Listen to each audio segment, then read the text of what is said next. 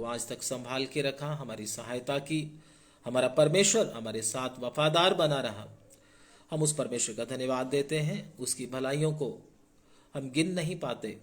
उसने जो हमारे साथ भलाइयाँ की हैं, हमारे सिर के बालों से भी ज़्यादा भलाइयाँ हमारे परमेश्वर ने हमारे साथ की हैं। अगर हम उसको गिनने लगे तो पूरे जीवन भर भी हम उसको गिन नहीं पाएंगे।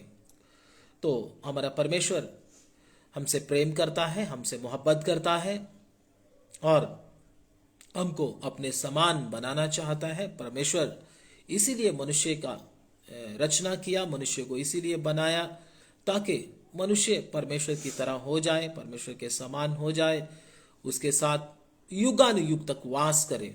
परमेश्वर इस बात को चाहता है। इसीलिए परमेश्वर ने मनुष्य की रचना मिट्टी से की है। अगर परमेश्वर स्वर्गदूतों को मौका देता तो स्वर्गदूत परमेश्वर के स्वरूप और समानता में नहीं है। स्वर्गदूत परमेश्वर ने अपने तरीके से बनाए, उनको थोड़ा शक्ति दिया, थोड़ा पावर दिया है, और ना ही वो मनुष्य की तरह है, मिट्टी के बने हुए नहीं है। वो एक आत्मिक शरीर है, आत्मिक देह है। तो परमेश्वर ने मनुष्यों को अपनी सेवा का और अपने समान बनने का मौका दिया है। स्वर्गदूतों को ये मौका नहीं मिला। अगर ये मौका स्वर्गदूतों को मिलता तो स्वर्गदूत बहुत अच्छे तरीके से इस काम को करते।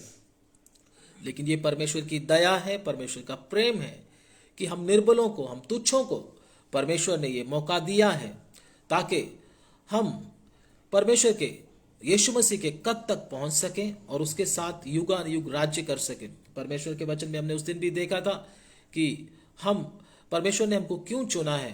प्रभु के वचन में हमने सीखा था हम मनुष्य और स्वर्गदूतों का न्याय करेंगे, और परमेश्वर के वचन में लिखा हम राज्य करेंगे, इस पूरे ब्रह्मांड के ऊपर राज्य करेंगे। और भी बहुत सारी बातों को हमने संडे के दिन प्रभु के वचन में से सीखा था। लेकिन राज्य करेंगे, परमेश्वर ने ठीक है हमको चुना है और हम राज्य करेंगे, मनुष्य और स्वर्गदूतों का राज्य करेंगे। सही बात है, सिंहासन के ऊपर परमेश्वर हमको बिठाएगा, जय पाए हुओं को, ये भी सही बात है। लेकिन उससे पहले परमेश्वर हमको परखेगा। सिंहासन से बैठने से पहले एक परख है। हम जितने विश्वासी प्रभु के चरणों में बैठे हुए हैं, परमेश्वर एक एक को परखेगा। प्रभु का वचन कहता है वो धर्मियों को परखने वाला है। परख के बिना आप सिंहासन के ऊपर नहीं बैठ सकते। मैंने उस दिन भी बताया था, परख के बिना आप शुद्ध नहीं हो सकते। परख के बिना आप पवित्र जीवन, अपने आप को पवित्र परमेश्वर के यीशु मसीह के समान बना नहीं सकते। तो अगर परख नहीं है तो आप शुद्ध भी नहीं हो सकते, आप उधर पहुंच भी नहीं सकते। तो धर्मियों का परमेश्वर, धर्मियों को बनाने वाला परमेश्वर एक एक मनुष्य को क्या करता है, चेक करता है कि क्या तू उस जगह पर जाने के योग्य है भी के नहीं। ठीक है, परमेश्वर ने हमको चुना, हमसे प्रेम किया है, लेकिन उधर जाने के लिए हमको आशीष भी दिया है। बहुत लोगों की जरूरतों को परमेश्वर ने पूरा किया है, बीमारी को भी चंगा किया है। ये सही है, अच्छी बात है। लेकिन परमेश्वर का काम आपको चंगे करते रहना नहीं, आपकी जरूरतें पूरी करते रहना नहीं, बल्कि युगानुयुग तक अपने साथ रखने का है। दूसरे दुनिया के अगर हम देवताओं को देखें तो उनका क्या है, वो इस धरती पर लोगों को आशीष देते हैं, इसमें कोई शक नहीं। इस धरती पर उनकी बीमारी भी ठीक कर सकते हैं, उनकी जरूरत की चीजें भी दे सकते हैं, उनके बिजनेस को भी चला सकते हैं। लेकिन हमारे परमेश्वर का प्लान इस धरती पर आपको खुश रखकर इधर ही रहने का नहीं है। हमारे परमेश्वर का प्लान आपको उधर लेकर जाने का है जिधर वो रहता है। हमारा परमेश्वर स्वर्ग में विराजमान है और वो चाहता है कि हम भी उसके साथ रहें। तो इसलिए अगर हमने भी उसके साथ रहना है तो परमेश्वर आपको चेक किए बिना उधर लेकर नहीं जाएगा, क्योंकि उधर जितने भी लोग पहुंचे हैं हमसे पहले, सबको परमेश्वर चेक करके लेकर गया है। अगर हम परमेश्वर के वचन में देखें तो शुरू से ही परमेश्वर चेक करता रहा है। स्वर्गदूतों के समय में लूसीफर को चेक किया, लूसीफर फेल हो गया। उसके बाद आदम को चेक किया गया, आदम भी फेल हो गया। और भी बहुत सारे लोगों को चेक किया गया, कुछ फेल हो गए, कुछ पास हो गए। इस तरीके से चलता रहा। पूरी तरह से जयवंत कोई नहीं हुआ। पूरी तरह से जयवंत हुआ है तो हमारा उद्धारकर्ता प्रभु यीशु मसीह ही हुआ है। शैतान के ऊपर और शैतान की शक्तियों के ऊपर और इस संसार के ऊपर और मौत के ऊपर विजयी केवल एक ही हुआ है दुनिया में, उसका नाम है हमारा प्रभु यीशु मसीह, जो सबके ऊपर जयवंत हुआ है। उसने संसार को जीता है, शैतान को जीता है और मृत्यु को जीता है। तो इसलिए हमें भी परमेश्वर चाहता है इस प्रकार से बनाना, लेकिन जब तक हम पाप से, संसारिकता से, शारीरिकता से और शैतान से जीतते नहीं, तब तक हम उधर नहीं पहुंच सकते। मृत्यु पर जयवंत हमारा परमेश्वर हमको करेगा, पाप पर भी जयवंत हमारा परमेश्वर हमको करेगा, शारीरिकता के ऊपर भी जयवंत हमारा परमेश्वर हमको करेगा, शैतान की सारी शक्तियों के ऊपर जयवंत हमारा परमेश्वर ही हमको करेगा। लेकिन हमको भी उसके लिए क्या करना है? यत्न करना है। हमने भी उसके लिए भूख प्यास रखना है। हमको भी परमेश्वर के वचन के अनुसार वो कार्य करना, मेहनत करना है। अगर आप कुछ करना चाहते हैं तो, अगर आप कहीं जाना चाहते हैं तो आपको आपके देखने से ही मालूम हो जाएगा, आपकी एक्टिविटी से ही मालूम हो जाएगा कि आप कहीं जाने वाले हैं। अगर आप कुछ बनाना चाहते हैं तो आपके देखने से ही मालूम हो जाएगा कि आप कुछ बनाने जा रहे हैं, आपकी एक्टिविटी ही बता देगी। इसी प्रकार अगर आप स्वर्ग में जाना चाहते हैं तो आपके काम से, आपके चरित्र से, आपके बोलने से मालूम हो जाएगा कि आप किधर की तैयारी कर रहे हैं। अगर आपने अपने चरित्र को अभी तक बदला नहीं, अगर आपने अपनी सोच को अभी तक उस पर ध्यान नहीं दिया, अगर आपके मन में पाप के ऊपर जयवंत होने के लिए एक जनून नहीं है, अगर आपके अंदर यीशु मसीह के समान बनने के लिए एक उत्सुकता नहीं है, तो आपका जीवन यही बताता है कि आप इधर ही रहने वाले हो, आप कहीं नहीं जाने वाले। इसलिए अगर आप स्वर्ग में जाना चाहते हैं, परमेश्वर के साथ युगान युग तक रहना चाहते हैं, तो आपको उसके लिए मेहनत करना है। आपका जीवन, आपका डिसिप्लिन लोगों से क्या होगा? ज्यादा होगा। आपका रहन सहन लोगों से अलग होगा, आपका बोलना चालना लोगों से अलग होगा, आपका सोच विचार लोगों से अलग होगा, आपकी इच्छा लोगों से अलग होगी। अगर आपकी इच्छा लोगों के साथ मिलती है, आपका बोलना भी लोगों के साथ मैच करता है, आपका चरित्र भी लोगों के साथ मैच करता है, तो आप उधर नहीं जा रहे। तो इसलिए धर्मियों को परखने वाला, स्वर्ग में लेकर जाने वाला परमेश्वर हम में से एक एक को परखेगा। जिस प्रकार से परमेश्वर ने आदम और हवा को परखा मनुष्यों के बीच में, सबसे पहले जब हम आते हैं, परमेश्वर आदम और हवा को क्या किया? चेक किया। इब्लीस को, शैतान को अदन वाटिका के अंदर प्रवेश करने का क्या दिया? इजाजत दिया। परमेश्वर को यह नहीं कि परमेश्वर को मालूम नहीं था कि सांप के अंदर से प्रवेश कर गया, शैतान प्रवेश कर गया, ऐसे नहीं, परमेश्वर को सब मालूम था। परमेश्वर ने शैतान को अदन वाटिका में घुसने का मौका दिया ताकि आदम और हवा को क्या किया जा सके? परखा जा सके। तुम जीवन के वृक्ष को खाने के लायक हो या नहीं? तुम मेरे साथ रहने के लायक, युगान युग तक मेरे साथ रहने के लायक हो या नहीं? सब चीजों को परमेश्वर देखा, चेक किया। लेकिन शैतान बड़ी ही चालाकी के साथ आदम और हवा के पास आया, उनको पाप में उसने गिराया। सबसे पहले जो स्वर्ग में जाने के लिए हमारे लिए बाधा है वो है पाप। मैं दोबारा फिर रिपीट करता हूं, स्वर्ग में जाने के लिए परमेश्वर के साथ सही संबंध होने में सबसे बड़ी बाधा है पाप, सिन। वो हमको परमेश्वर के करीब जाने नहीं देगा और युगान युग तक हम परमेश्वर के साथ रह भी नहीं पाएंगे। तो शैतान के हाथ में ये पूरा खेल प्रभु ने दिया है ताकि पाप के द्वारा हर मनुष्य को क्या करे? चेक करे कि ये मनुष्य पाप से प्रेम करता है या परमेश्वर से प्रेम करता है। पाप का मतलब अपनी इच्छा के अनुसार चलना, अपनी मर्जी के अनुसार चलना, परमेश्वर के हुक्म को फॉलो ना करना। मतलब वो इंसान जो ये चाहता है कि मुझे कोई रोक टोक ना हो, मुझे कोई रोकने वाला ना हो, मैं जो भी करूं मैं अपनी मर्जी से करूं, मुझे कोई टोकने वाला नहीं होना चाहिए, मेरे सामने कोई कानून नहीं बताना, मेरे सामने कोई वचन नहीं बताना, अगर आप मुझे बताओगे तो मैं आपके साथ नहीं चल सकता। उसको बोलते हैं पाप में पड़ा हुआ जीवन, जो अपनी मर्जी करना चाहता है। लेकिन प्रभु का वचन क्या कहता है? प्रभु का वचन कहता है, हे प्रभु कहने वाले स्वर्ग के राज्य में प्रवेश नहीं करेंगे केवल वही जिन्होंने स्वर्गीय पिता की इच्छा को पूरा किया है। उस दिन बहुत सारे लोग मुझसे कहेंगे, हे प्रभु, हमने तेरे नाम से भविष्यवाणी नहीं की, हमने तेरे नाम से बहुत से अद्भुत कार्य नहीं किए। तो प्रभु यीशु मसीह वो बोलता है, वो क्या बोलेगा? वो बोलेगा, हे कुकर्म करने वालों, मैंने तुमको कभी भी नहीं जाना, मेरे सामने से दूर हट जाओ। ऐसा उनको क्यों बोला? क्योंकि वो सब अपनी मर्जी के अनुसार चले थे, परमेश्वर की इच्छा में रहना उन्होंने पसंद नहीं किया। तो प्रभु के वचन में जब हम देखते हैं, तो जब उन्होंने परमेश्वर की इच्छा के अनुसार रहना पसंद नहीं किया, शैतान उनको फंसाया और उनके अंदर पाप प्रवेश किया और अदन की वाटिका से, परमेश्वर की प्रेजेंस से वो क्या हो गए? हट गए, दूर हट गए। बहुत सारा डर, बहुत सारा भय, बहुत सारी चिंताएं उनको सताने लगी, दबाने लगी, शैतान भी उनको डराने लगा और मृत्यु उनके ऊपर राज्य करने लगी। मृत्यु का भय भी उनके अंदर उस समय आ गया। तो शैतान हमारे पास भी जब आता है, पाप को लेकर आता है। शैतान पाप को पेश कैसे करता है हमारे सामने? पेश ऐसे करता है, मतलब ऊपर ऊपर से क्या होता है, एक मीठा अनुभव लेकर आता है। शैतान बताता है पाप कितना मीठा है, ये करोगे तो आपको फायदा होगा।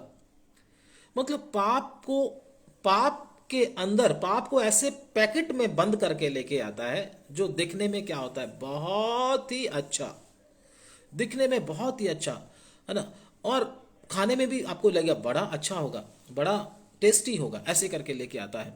जब भी किसी को लोग धोखा देते हैं तो उसके चॉकलेट में, उसके खीर में, उसकी ऐसी चीज में क्या मिला देते हैं? जहर मिला देते हैं, ताकि उनको क्या ना हो, शक ना हो।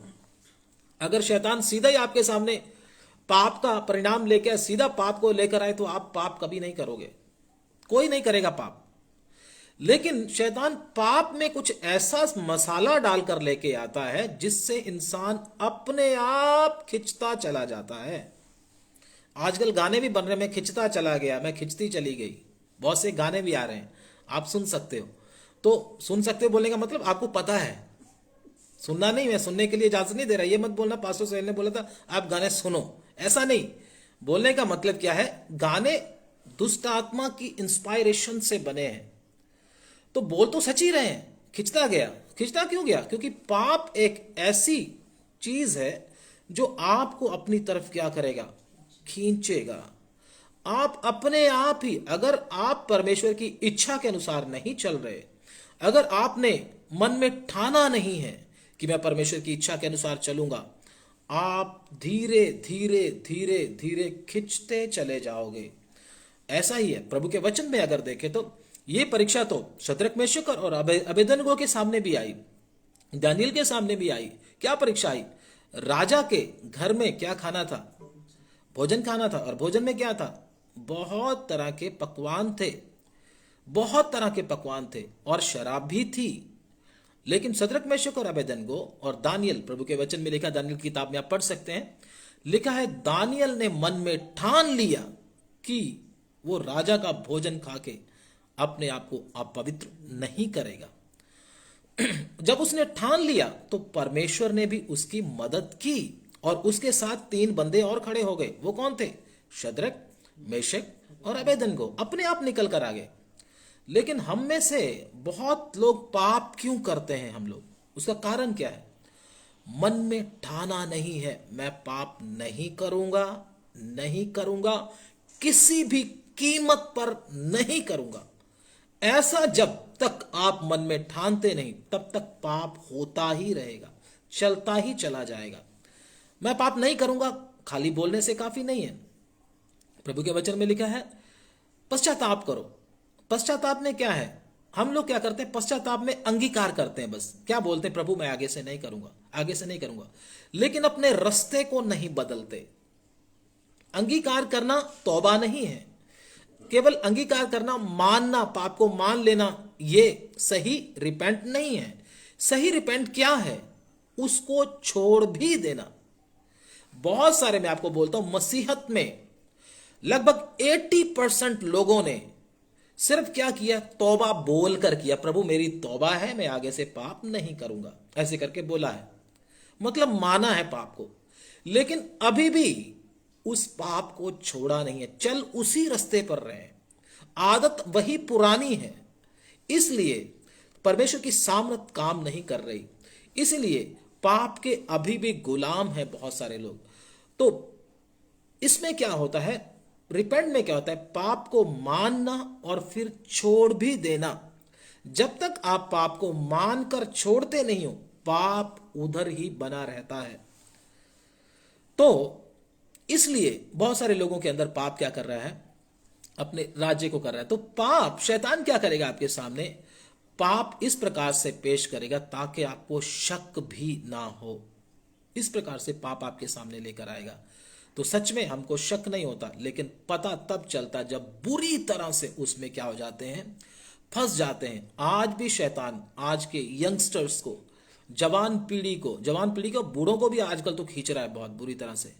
शैतान इंटरनेट के द्वारा बहुत सारे बूढ़ों को भी गुलाम बनाकर रखा हुआ, मैं आपको बोल दूं। बहुत सारी ऐसी बातें हैं जिसमें आज बुजुर्ग लोग भी, मैं जवानों की बात नहीं करता, उसमें क्या है, फंसे हुए हैं। शैतान बहुत शातिर है, इस प्रकार से पेश करेगा कि इससे अच्छी कोई चीज है ही नहीं दुनिया में, नुकसान कभी नहीं बताएगा।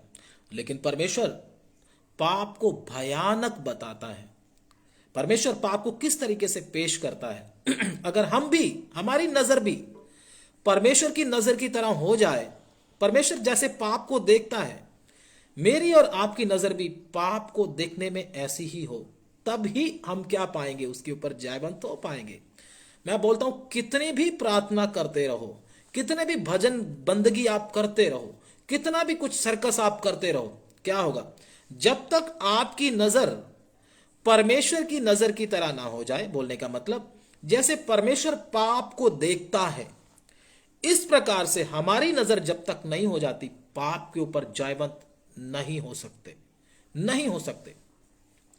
तब हम किस किस लाइन में खड़े हो जाएंगे, हे प्रभु कहने वाले स्वर्ग के राज्य में प्रवेश नहीं करेंगे। क्योंकि वो वचन पढ़ दीजिएगा, अभी वचन पढ़ेंगे हम प्रभु के वचन में से, मत्ती रचित सुसमाचार उसका 7 अध्याय, उसका 21, 22, 23, जल्दी से पढ़ दीजिएगा। हालेलुया। 21, 22, 23। धन्यवाद।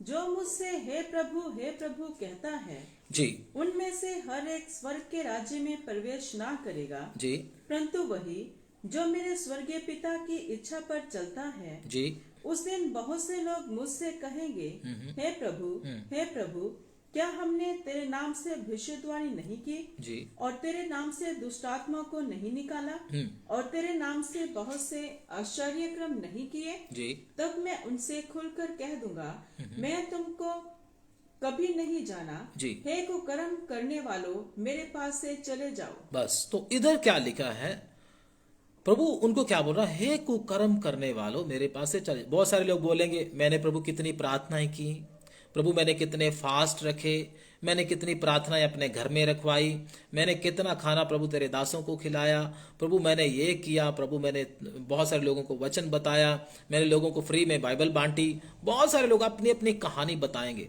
प्रभु क्या बोलेगा, हे कुकर्म करने वालों मेरे पास से क्या हो जाओ, दूर हट जाओ, मैंने तुमको कभी नहीं जाना। ऐसा क्यों बोल रहा है? काम तो अच्छे किए हैं तूने, बहुत अच्छे किए हैं, लोगों को खाना खिलाना बहुत अच्छी बात है, प्रभु उसका फल हमको देता है। बाइबल बांटना ये भी बहुत अच्छी बात है, वचन बताना लोगों को ये भी बहुत ही अच्छी बात है, बाइबल हर रोज पढ़ना ये भी अच्छी बात है। लेकिन गड़बड़ किधर थी? जीवन के अंदर कहीं ना कहीं पाप रहता था। पाप अंदर होने के कारण वो इंसान परमेश्वर के सामने खड़े होने के योग्य नहीं हो पाए, क्योंकि पाप से अभी तक छुटकारा हुआ ही नहीं। अभी भी कहीं ना कहीं किसी ना किसी क्षेत्र में पाप के साथ दोस्ती किए हुए हैं। जब तक पाप के साथ आपका दोस्ती हटता नहीं, जब तक पाप आपको, जैसे परमेश्वर पाप को देखता है उस प्रकार से आपको पाप दिखता नहीं, तब तक पाप आपके अंदर से अपना राज्य करता रहेगा, आपको छोड़ेगा नहीं वो। मैं आपको बोलता हूं, तो हमारी प्रार्थना आज क्या होना चाहिए वो हम बाद में देखेंगे, लेकिन हम देखेंगे कि परमेश्वर पाप को किस नजर से देखता है। क्या मैं और आप भी पाप को उस नजर से देखते हैं? अगर उस नजर से नहीं देखते तो कहीं ना कहीं हमने पाप से दोस्ती किया हुआ है। इसलिए शैतान के ऊपर विजय नहीं हुए, इसलिए शारीरिकता के ऊपर विजय नहीं हुए, इसलिए आत्मा के वरदान अभी तक हमको नहीं मिले। यही है कमी। तो पाप को परमेश्वर किस प्रकार से देखता है हम देखते हैं। सबसे पहले परमेश्वर पाप को राजा के तौर पर देखता है। पाप राजा है। राजा का मतलब वो आपको गुलाम बनाता है। राजा क्या करेगा? गुलाम बनाएगा, आपको बांध लेगा। अगर आपकी उसकी इच्छा के अनुसार काम नहीं करोगे तो वो आपको क्या करेगा? बांधेगा, आपको गुलाम बनाएगा। तो हम पढ़ेंगे प्रभु के वचन में से पाप कैसे, राजा कैसे हुआ पाप, पढ़ेंगे प्रभु के वचन में से। रोमियो की किताब, धन्यवाद, रोमियो उसका 6 अध्याय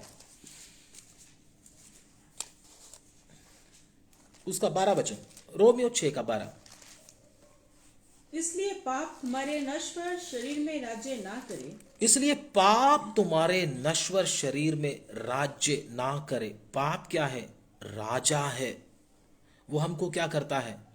गुलाम बनाता है, हमारे ऊपर राज्य करता है। उस पर फिर हमारा, जब वो हम पर राज्य करता, हमको बांध लेता है, उस पर हमारा कोई बस नहीं चलता। क्यों बस नहीं चलता? हम पढ़ेंगे प्रभु के वचन में से एक वचन इसी का, रोमियो 7 अध्याय उसका 15, रोमियो 7 का 15। किस प्रकार की हालत होती है उस मनुष्य की जिसके ऊपर पाप राज्य करता है। पढ़े। जो मैं करता हूँ उसको नहीं जानता, क्योंकि जो मैं चाहता हूँ वह नहीं किया करता, परंतु जिससे मुझे घृणा आती है, जिससे मुझे नफरत आती है, वही करता हूँ। आगे। यदि जो मैं नहीं चाहता वही करता हूँ, हाँ। तो मैं मान लेता हूँ कि व्यवस्था भली है। तो ऐसी दशा में उसका करने वाला मैं नहीं जी, वरन पाप है जो मुझ में बसा हुआ है। मतलब जो मैं करना चाहता हूं वो मुझसे होता नहीं, जो मैं नहीं करना चाहता वो मुझसे हो जाता है। कारण पाप राज्य कर रहा है। पाप राजा बनकर बैठा है, गुलाम बनाकर रखा हुआ है। हम जो करना चाहते हैं वो हम नहीं कर पाते। मानो आराधना करना चाहते हैं, मन तो कर रहा है आराधना करें, नहीं कर पा रहे। मन कर रहा है ऊंची ऊंची आवाज में प्रभु के भजन गाऊं, नहीं गा पा रहे। मन करता है किसी को गवाही दूं, नहीं दे पा रहे। मन करता है परमेश्वर के वचनों का अध्ययन करूं, नहीं कर पा रहे। कारण एक राजा ने आपको बांध कर रखा हुआ है। मन करता है रात को उठकर प्रार्थना करूं, लेकिन क्या करूं? उठा नहीं जा रहा।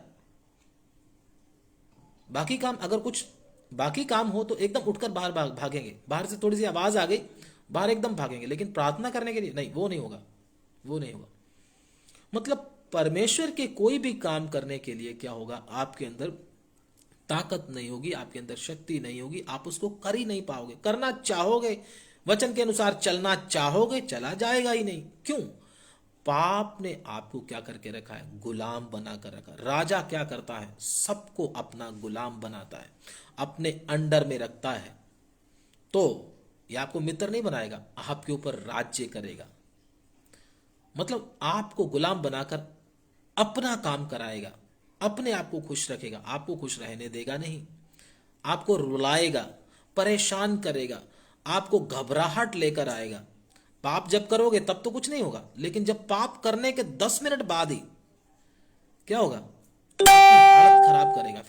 फिर आपको बोलेगा तूने गलत किया है, तूने ये किया, तू परमेश्वर के सामने जा ही नहीं सकता, तू परमेश्वर के सामने जाने के योग्य नहीं है, तू मर जा इससे अच्छा, क्योंकि तू सही आदमी नहीं है। कितने लोग ऐसा करके आत्महत्या कर लेते, कितने फिल्म स्टार भी क्या है ऐसे आत्महत्या किए हैं। तो पाप क्या करेगा? आपको गुलाम बनाकर आपके ऊपर राज्य करेगा, आपके ऊपर जुल्म करेगा। तो जब तक मुझे और आपको यह मालूम नहीं हो जाता पाप राजा है, वो मेरे अंगों के ऊपर, शरीर के अंगों के ऊपर क्या करेगा? राज्य करेगा। तो अगर मैं परमेश्वर की नजर से पाप को देखता हूं तो मैं उसका गुलाम बनना कभी भी नहीं चाहूंगा। आप कभी सपने में गुलाम बनना चाहोगे? कभी नहीं। गलती से गुलाम बनना चाहोगे? कभी नहीं। कोई आपको बहला फुसला कर ले जाए तो गुलाम बन जाओगे किसी का? कभी नहीं बनोगे। क्यों? क्योंकि आपको मालूम होगा कि ये मुझे गुलाम बनाएगा, फिर मैं अपनी मर्जी पूरी नहीं कर पाऊंगा, ये मुझे जंजीरों से बांध लेगा, फिर अपनी मर्जी मुझसे कराएगा। आप कभी भी ऐसा नहीं करोगे। तो क्यों क्यों फंसते हैं हम पाप के चक्कर में? उसका कारण क्या? हमको अभी तक मालूम नहीं कि पाप राजा है, हमारे ऊपर राज्य करता है। नंबर दो क्या है, हम प्रभु के वचन में देखते हैं। सबसे पहले हमने देखा था पाप राजा है। दूसरा नंबर क्या है? पाप सांप है, सरपेंट है पाप, सांप की तरह। ये हवा के पास भी शैतान सांप के अंदर से होकर आया। तो बात करने में क्या था? प्रभु के वचन में देखे तो चतुर था। पहले सांप भी बात करता था, चतुर था। तो हवा के पास जब आया, बड़े आराम से आया, बात किया, अच्छी अच्छी मीठी मीठी बात किया, और उसके बाद हवा के साथ उसके विश्वास को गिराने की बात करने लगा। तो सांप जब भी प्रवेश करता है ज्यादा शोर नहीं करता, कभी भी देखना, ज्यादा शोर नहीं करता, आराम से धीरे धीरे धीरे धीरे प्रवेश करता है। और जब सांप किसी को लपेटा मारता तब भी आपने देखा होगा, ज्यादा कुछ नहीं करेगा, ऐसा लगे जैसे बहुत सॉफ्ट सी चीज है, कुछ नहीं है। धीरे धीरे लपेटा मारते मारते मारते मारते क्या करेगा? गर्दन को भी क्या कर लेगा? फिर टाइट करना शुरू करता। पहले लपेटा मारेगा, फिर धीरे धीरे क्या करेगा? टाइट। जब टाइट करेगा तो जुबान क्या हो जाती है? बाहर आ जाती है। उसके बाद आदमी दम घुट के क्या हो जाता है? मर जाता है। और फिर उसको काटता है, जब कटने का भी इसका क्या होता है? ध्यान से सुनिए सांप की खासियत। जब ये काटता है तो बहुत ज्यादा बड़ा जख्म नहीं होता, पता भी नहीं चलता बहुत ज्यादा किसी ने इतना बड़ा काटा, हल्का सा। लेकिन जब उसका जहर चढ़ना शुरू होता है, धीरे धीरे धीरे आदमी क्या होने लगता है? बेहोश होने लगता है, उसकी आंखें बंद होने लगती हैं, दिमाग में ब्लड सर्कुलेशन क्या हो जाती है? खत्म हो जाती है, आंखों के आगे अंधेरा छाने लगता है, कुछ भी दिखता नहीं, धीरे धीरे मृत्यु को प्राप्त हो जाता है। यह सांप चालाकी से आएगा, आराम से आएगा, प्यार से आएगा, प्यार से। इसको प्यार का ये क्या लेके आता है?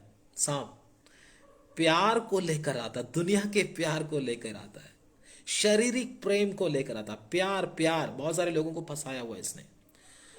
धीरे से आएगा और जब उसमें रहने लगेगा, वास करने लगेगा, तो अपना जहर उसके अंदर धीरे धीरे छोड़ता चला जाएगा, उधर से टाइट भी करता चला जाएगा, आदमी का जीना मुश्किल कर देगा। और उसके बाद वचन अच्छा नहीं लगेगा, उसके बाद फिर प्रार्थना अच्छा नहीं लगेगी, पास्टर से बात करने को मन नहीं करेगा। फिर बोलो छोड़ो परे, पास्टर से क्या बात करना। पास्टर से दूर भागेगा, परमेश्वर से दूर भागेगा, वचन से दूर भागेगा, संगति से दूर भागेगा। क्यों? क्योंकि मृत्यु को प्राप्त हो गया। प्रभु ने बोला जिस दिन तुम उस वृक्ष के फल को खाओगे तुम अवश्य मर जाओगे। पाप क्या करता है? सांप क्या करता है? मौत लेकर आता है। मौत, कौन सी मौत? आत्मिक मौत। परमेश्वर से संबंध टूट जाना, उसका मतलब यह है। आत्मिक मौत का मतलब परमेश्वर से क्या हो जाना? संबंध टूट जाना। मैं आपसे एक सवाल करता हूं, अभी मैंने आपको वचन बताया है, लेकिन मैं आपसे सवाल करता हूं, आपके घर में सांप घुस जाए रात को, तो आपको मालूम हो जाए सांप घुस गया अंदर, बेड के नीचे है, सोफे के नीचे है, कहीं भी है, दीवार के पीछे, दरवाजे के पीछे है, आराम से सो जाओगे? नींद आएगी रात को? अच्छे से खाना खाओगे? बातचीत करोगे घर में ज्यादा? आराम से रिलैक्स हो जाओगे? कभी नहीं होगे आप, कभी भी नहीं। ऐसे ही हम में से भी बहुत सारे लोग पाप को सांप की तरह नहीं देखते। पाप अंदर है, मालूम है गलत किया है मैंने, मेरे अंदर पाप अंदर छुपा हुआ है, बड़े आराम से खराटे मारकर सोते हैं। मतलब पाप को सांप अभी तक समझा नहीं है। आपके घर में अगर सांप आ जाए, रात को नींद नहीं आएगी जब तक सांप आपके घर से निकल ना जाए, सांप को बाहर फेंक ना दिया जाए, मार ना दिया जाए, तब तक आपको नींद नहीं आएगी, चैन नहीं मिलेगा आपको। लेकिन अगर आपके अंदर पाप है और आप मजे से सो रहे हैं, बड़ी गहरी नींद सो रहे हैं, तो मैं आपको बताता हूं, आप अभी तक पाप को हल्के में ले रहे हैं। अभी तक आपने पाप को सांप तो समझा ही नहीं है।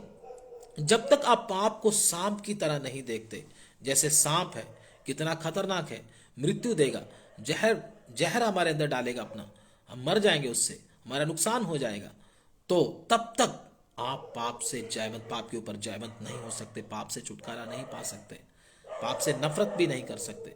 परमेश्वर पाप को सांप की तरह देखता है। जब आप सांप को देखते हो तो कैसा लगेगा? बड़े प्यार से देखोगे। आप उसी समय क्या उठाओगे? सांप को देखते क्या करोगे? नमस्कार करोगे? क्या करोगे? उसी समय डंडा उठाओगे, चाहे आप छोटे ही हो तो भी डंडा उठाओगे। उसका सामना करके मैंने इसको क्या करना है, इधर से भगाना है, मैंने इसको अपने घर में घुसने नहीं देना, ऐसा ही करोगे ना। लेकिन हम पाप को बड़ा अंदर ही अंदर क्या करते हैं, प्यार करते हैं। अगर हम पाप को सांप की तरह नहीं देखते तो इसका मतलब क्या है, फिर भी पाप करते हैं तो इसका मतलब क्या है, कहीं ना कहीं पाप को हम सांप नहीं समझते, पाप को अपना दोस्त समझते हैं, पाप को एक बहुत ही प्यारी सी चीज समझते हैं, बड़ी ही प्यारी सी चीज है, बड़ी ही अच्छी चीज है, जो साथ पास में होनी चाहिए, फायदे की चीज है। इसीलिए इंसान क्या करता है, पाप करता है, सांप की तरह उसको देखता नहीं है। परमेश्वर उसको उसी नजर से देखता है। अगर आप भी पाप को सांप की तरह देखने लगो तो उसी समय सामने आते ही डंडा उठाने का मन करेगा, उसका सामना करने का मन करेगा। लेकिन हम पाप का सामना नहीं, बल्कि क्या करते हैं, उधर ही बैठ जाते हैं, दोस्ती करते हैं उसके साथ। इसलिए तब तक बहुत सारे लोग जयवंत नहीं हो पाएंगे जब तक आप पाप को परमेश्वर की नजर से नहीं देखते। दूसरा, नंबर 3, पाप क्या है? बीमारी है। पाप क्या है? बीमारी। बीमारी के साथ पाप को अगर आप बीमारी नहीं समझते तो क्या करोगे आप? आपको बीमारी लगी जाएगी। जैसे पिछले दिनों में कोरोना आया था, कोरोना के लिए बहुत सारे लोगों को क्या हिदायत दी गई थी, रिस्ट्रिक्शंस थी कुछ, क्या थी? अपने नाक के और मुंह के ऊपर क्या करके रखें, मास्क पहन के रखें, और क्या करें, 30 गज की दूरी से बात करें, अपने हाथों को क्या करें, बार बार साफ करें, और कहीं भी भीड़ भाड़ वाली जगह पर ना जाएं, ठीक है ना। बहुत सारी बातें, और बार बार सैनिटाइजर से क्या करें, हाथों को रब करें, बहुत सारी बातें सिखाई गई थी। और लोग क्या करते थे, फॉलो करते थे, लेकिन कुछ लोग नहीं करते थे। तो क्यों कोरोना को बहुत बड़ी बीमारी समझकर क्यों बोला गया था? क्योंकि ये जानलेवा बीमारी है। बहुत सारे लोग अपना कितना ध्यान रखते, घरों में घुसकर बैठे रहते थे आराम से, कहीं काम धंधा पे भी नहीं जाते थे। क्यों? कोरोना है, कोरोना है। लेकिन अगर आप पाप को जानलेवा बीमारी नहीं समझते तो आपको तो पक्का वो पकड़ेगा ही पकड़ेगा, आप तो फिर गए काम से। इसलिए हमको इसके विषय में गंभीर होना है। एक गंदी बीमारी है पाप, जिसको लग जाती है उसको मृत्यु देती है। कोरोना के विषय में बहुत सारे लोगों ने कितना प्रिकॉशन रखा, कितने लोग क्या हो गए, मर भी गए, हमने देखा है। कितने लोग लापरवाही के कारण मरे, कितने लोग अपने इम्यूनिटी सिस्टम, अपने शरीर के रोगों से लड़ने की शक्ति कम होने के कारण वो क्या हो गए, मर गए, दुनिया को छोड़कर चले गए।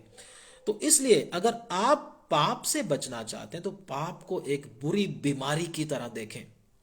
बहुत बुरी बीमारी है, जिससे मेरा परिवार बर्बाद हो जाएगा, मेरी जान चली जाएगी, सारा घर क्या हो जाएगा, उथल पुथल हो जाएगा, सारे सिस्टम खराब हो जाएंगे, ठीक है ना। तो इस प्रकार से आप भी पाप को अगर देखते हैं तो आप उससे क्या हो सकते हैं, बच सकते हैं। परमेश्वर की नजर से जब तक आप पाप को नहीं देखते तब तक पाप के ऊपर आप प्रभुता नहीं कर पाएंगे। बार बार बार पाप में गिरते ही रहेंगे, बार बार गिरते ही रहेंगे। और क्या, पाप एक जहर की तरह भी है। अगर आपको कोई थोड़ा सा जहर दे, बोले आप तू तो मेरा दोस्त है, जहर खा ले, तो खा लोगे? नंबर 2, अगर आपको बहला फुसलाकर कोई जहर दे दे, ले लोगे? अगर आप जहर को छुप छुप कर खाओगे? अगर आपको मालूम है ये जहर है, उसको छुप छुप कर खाओगे? कभी नहीं खाओगे। अगर आपको कोई पैसे दे, पैसे ले ले, 2 लाख रुपए ले ले, तू जहर खा लोगे? कभी नहीं खाओगे। लेकिन पाप क्यों करते हैं? पाप इसीलिए करते हैं क्योंकि पाप हमको जहर नहीं लगता, पाप हमको मीठी चीज लगती है, इसलिए पाप करते हैं। मैं आपको बोलता हूं, पाप से छुटकारा पाने का एक ही एक तरीका है, परमेश्वर से यह प्रार्थना करें, परमेश्वर मुझे शक्ति दे कि मैं तेरी तरह ही देखूं पाप को, जैसे आप पाप को देखते हैं प्रभु, मैं भी उसी तरह देखूं। प्रभु, आप पाप को सांप की तरह देखते हैं, जैसे सांप। आप प्रभु जी पाप को राजा की तरह, जैसे राजा राज्य करता है और अपने लोगों को उसके अंडर में होने देना नहीं चाहते। प्रभु, आप पाप को बीमारी की तरह देखते हैं, एक गंदी बीमारी है। और प्रभु जी, आप पाप को जहर की तरह देखते हैं, जो जिसके शरीर में घुल गया वो उसको मार डालेगा। इसी प्रकार से प्रभु मैं भी देखना चाहता हूं, मेरी आंखों को भी प्रभु आप खोल दें।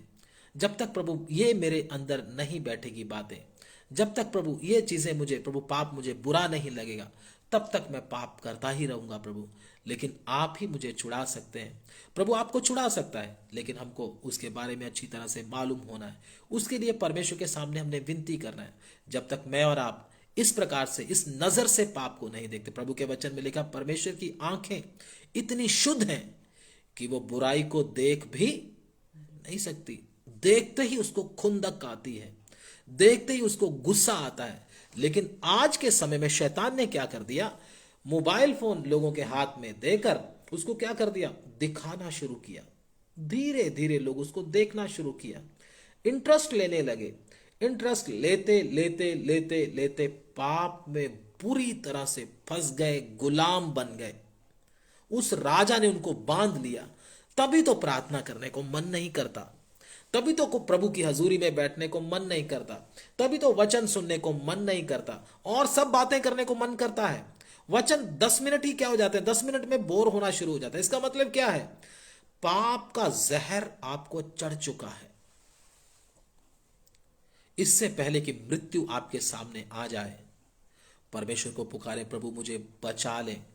पाप सांप है, प्रभु के वचन में लिखा है, सांप को मूसा ने किधर चढ़ाया था, लाठी के ऊपर लटकाया था, क्योंकि यह पाप को दर्शाता है। ठीक है ना। तो परमेश्वर ने क्या किया था, पाप को लटका दिया था। ठीक है ना। और जब सांप उनको डस रहे थे तो परमेश्वर, मूसा की विनती करने के कारण परमेश्वर ने सांप को ऊपर लटका दिया। तो पाप सांप को बताता, मैंने आपको बताया था। तो सांप से बचकर रहें, सांप से दोस्ती ना करें। हमारी कहावतों में भी होता है, सांप कभी किसी का क्या नहीं होता, किसी का दोस्त नहीं होता। सांप को दूध मत पिलाएं, बोलने का मतलब क्या है, सांप को मत पालें। आपको ही एक दिन निगल जाएगा, आपको ही एक दिन डस लेगा। इसकी इच्छाओं को, लालसाओं को पूरा ना करें। अगर आप करोगे, एक दिन इतने गुलाम बन जाओगे, निकलना चाहोगे भी तो नहीं निकल पाओगे मेरे भाई। इसलिए क्या करें, अभी से अपने दुश्मन को पहचान लें और पाप को परमेश्वर की नजर से देखें। जैसे परमेश्वर की आंखें इतनी शुद्ध हैं कि बुराई को देख नहीं सकती, देखते खुंदक आता है, गुस्सा आता है, उसी प्रकार से आपकी आंखें भी ऐसी हो जाएं कि पाप आपको अच्छा ना लगे, बल्कि उसको देखकर आपको नफरत आए। प्रभु इन वचनों के द्वारा आपको बहुत बहुत आशीष दे। आमीन। प्रार्थना करें। धन्यवाद। स्तुति।